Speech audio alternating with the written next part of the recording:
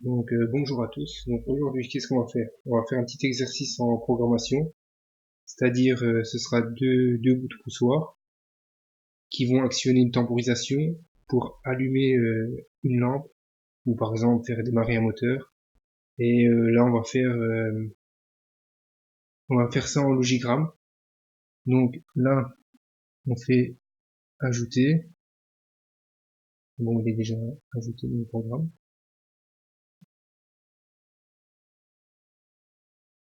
Voilà, il est déjà mis. Alors ici, qu'est-ce qu'on va prendre? On va prendre deux entrées, I1 et I2. Ok. Alors là, on va prendre une temporisation retardée à l'enclenchement. Voilà. Et on va prendre une fonction e. D'accord. La fonction e, elle se trouve, voilà, celle-ci. Voilà. Après, on va procéder au raccordement.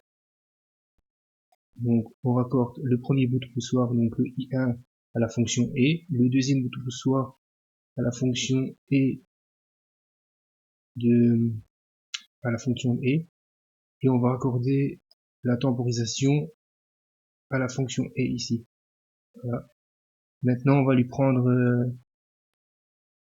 va prendre une sortie ou deux sorties si vous voulez.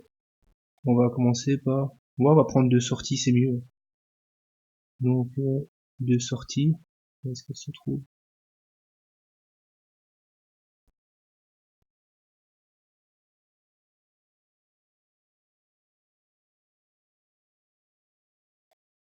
Voilà, ici. Donc on va en prendre deux, une, deux. Voilà. Donc après, on vient raccorder ça ici et celle-ci en parallèle sur l'autre. Et en gros, donc la sortie ici, c'est comme si ce serait une lampe et celle-ci une lampe. Ou alors vous pouvez remplacer ça par des moteurs, c'est comme vous voulez. Et la temporisation ici, c'est une temporisation à l'enclenchement, c'est-à-dire qu'une fois que les deux conditions, les deux bouts de poussoir, le I1, I2, seront enclenchés, va permettre à la condition E de recevoir la tension et de l'envoyer à la temporisation.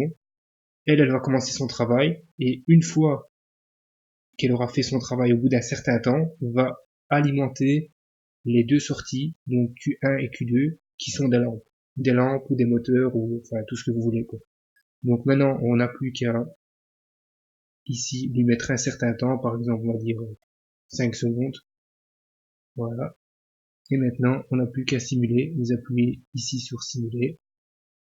Donc si vous appuyez sur I1, vous avez la tension qui arrive sur la commande E, mais rien, il y a absolument rien qui va se passer parce qu'il faut appuyer sur le deuxième bout de poussoir de I2 pour alimenter la commande E qui alimente à son tour la temporisation et au bout d'un certain temps, elle enclenche ses contacts de temporisés qui fait que Q1 et Q2 sont alimentés et alors les lampes sont allumées.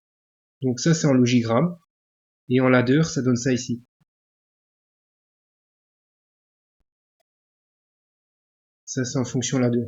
C'est le plus simple, c'est en ladder. En logigramme c'est un peu plus compliqué, mais en ladder c'est vraiment le plus simple.